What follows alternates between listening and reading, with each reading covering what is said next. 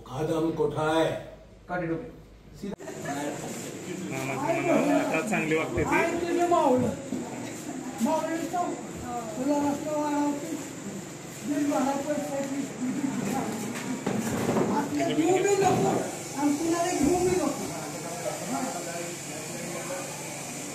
नमस्कार, मी युवराज घोरपडे.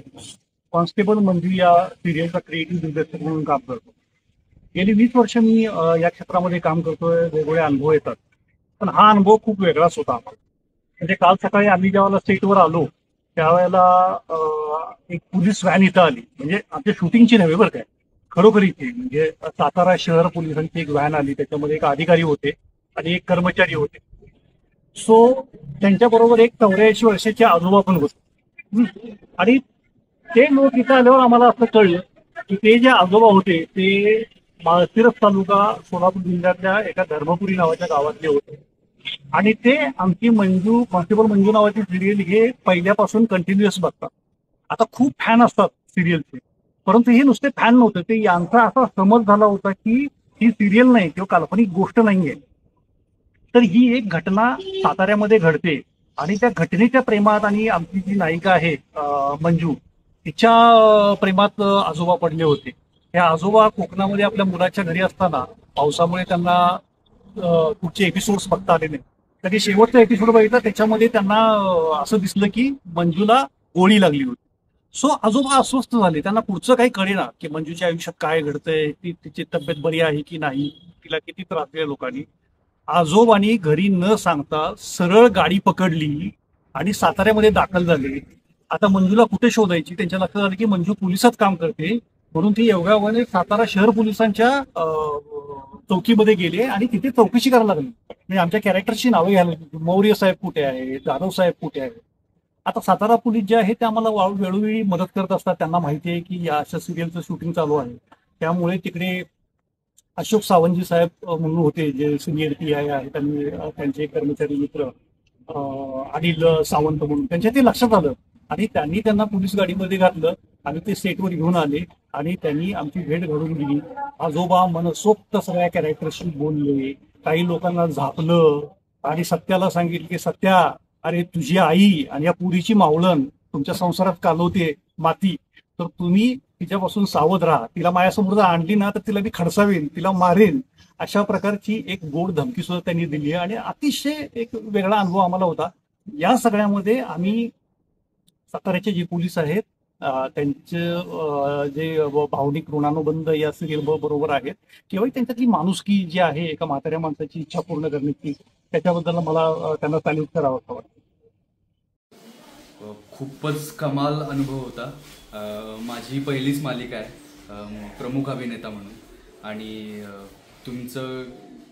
तुम्ही खूप भरभरून प्रेम देताय आणि खूप चांगला प्रतिसाद आहे. आता गेले 1.5 वर्ष मी काम करतो इथे. खूप वेगवेगळ्या पद्धतीच्या प्रतिक्रिया मिळाल्या, खूप वेगवेगळ्या पद्धतीचे चाहते भेटले. पण जो आजोबांचा किस्सा घडला तो खूपच कमालीचा होता, यासाठी की त्यांना हे वाटतच नव्हतं की ही एक कथा आहे, ही गोष्ट आहे, एक मालिका आहे. त्यांना वाटत होतं की साताऱ्यात खरोखर असे गृहस्थ राहतात, सुर्वे फॅमिली आणि वाघमारे फॅमिली, आणि खरोखर त्यांच्या आयुष्यात ह्या सगळ्या घडामोडी होत आहेत. आणि एवढं कोणीतरी इमोशनली अटॅच होतं, एवढं भावनिक स्तरावर जाऊन एवढ्या काळजीपोटी ते इथंपर्यंत पोहोचले, त्याचं आम्हाला खूप आश्चर्य वाटलं. आणि मला वाटतं की जेव्हा आपण कलाकार म्हणून काम करत असतो तेव्हा त्याची पोचपावती आपल्याला मिळावी, त्याचं काहीतरी सार्थक व्हावं असं आपल्याला वाटत असतं. आणि ही सगळ्यात मोठी पोचपावती आहे. आणि फक्त माझीच नाही तर आमची पूर्ण जी कॉन्स्टेबल मंजू टीम आहे यांच्यासाठीची ही खूप मोठी पोचपावती आहे. आणि मी सर्व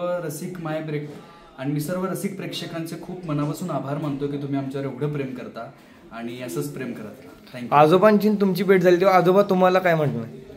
आजोबा मला सांगायला लागले की अरे सत्यजित, की म्हणजे त्यांना हे माहीतच नव्हतं की आपण स्क्रीन प्ले आधी असतो, मग त्याच्यात काहीतरी स्क्रिप्ट लिहिली जाते, मग त्याच्यानंतर खूप टेक्निकलरित्या त्याच्यावर काम केलं जातं, त्यांना असं वाटत होतं की मी खरोखर सत्यजित सुर्वे आहे आणि मम्मी जे माझी मम्मीचं रोल जे करते विद्याताई, ती कटकारस्थान करते खरोखरच आणि ते मला माहित नाहीये असं त्यांना वाटत होतं.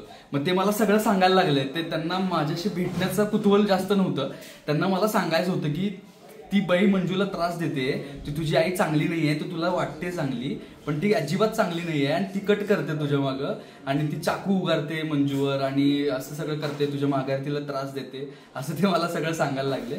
मग मी पण त्यांच्या विश्वासाला तडा देऊ म्हणजे तडा जावं असं काही बोललो नाही. मी त्यांचं फक्त शांतपणे ऐकून घेतलं आणि मी म्हणलं ओके आता तुम्ही सांगितलं, आता बघा मी कसं करतो सगळ्यांचा कार्यक्रम फिक्स. नमस्कार, मी मोनिका राठी म्हणजेच तुमची सर्वांची लाडकी मंजू. तर व्हिडिओ यासाठी बनवते की मला एक खूप गोड एक्सपिरियन्स तुमच्याबरोबर शेअर करायचा आहे. तर 2 दिवसापूर्वी आमच्या सेटवरती एक आजोबा आले होते ज्यांचं वय अप्रॉक्सिमेटली 80 असेल. तर ते आले होते सोलापूरहून आणि त्यांना आमची मालिका प्रचंड आवडते. म्हणजे तर झालं असं की ते रोज मालिका बघतात. तर त्या दिवशी लाईट गेली त्यांच्या घरातली आणि त्यांना मालिका तो एपिसोड नाही बघता आला.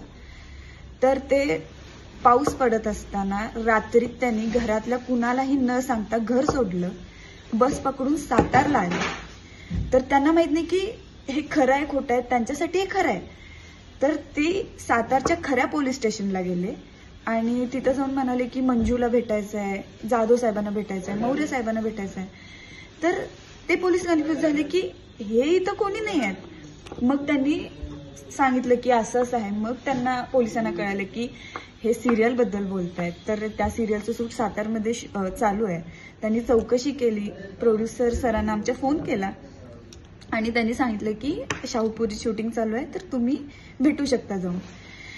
तर छान गोष्ट ही आहे की पोलीस स्वतः त्या आजोबांना घेऊन आमच्या सेटवरती आले आणि ते मला भेटले, सत्याला भेटले, जाधव सर, मौर्य सर सर्वांना भेटले. तर त्यांना इतका आनंद झाला.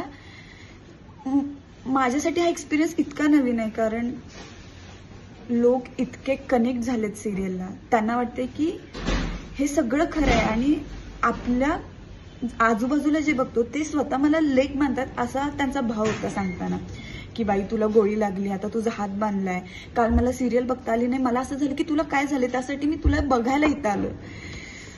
तर खूपच जास्त ओव्हरवेल्मिंग आहे सगळं आणि ऑडियन्स इतकं प्रेम करते आमच्यावरती. तर आमची जबाबदारी आता अजून वाढली की त्यांच्या अपेक्षांची पूर्तता आम्हाला करायची. तर खूप छान एक्सपिरियन्स होता हा. ते आजोबा इतके क्यूट होते आणि ते इतकं मनापासून सगळं सांगत होते. सत्याला सांगत होते की नाही तुझी आई चांगली नाही आहे आणि तू असं वाग, तिनं असं केले तसं केले. म्हणजे त्याच्यासाठी हे सगळं खूप खरं आहे आणि याचा आनंद होतोय की आम्ही जे करतोय ते लोकांना इतकं खरं वाटतंय. म्हणजे ही एका पद्धतीने आमच्या कामाची पोचपावती. त्यामुळं खूप आनंद झालाय आणि मला शेअर करावा वाटला हा एक्सपिरियन्स म्हणून हे तुम्हाला सांगते. बाकी सर्वांचं तुमचं प्रेम आहेच आमच्यावर, असंच प्रेम करत राहा. थँक्यू.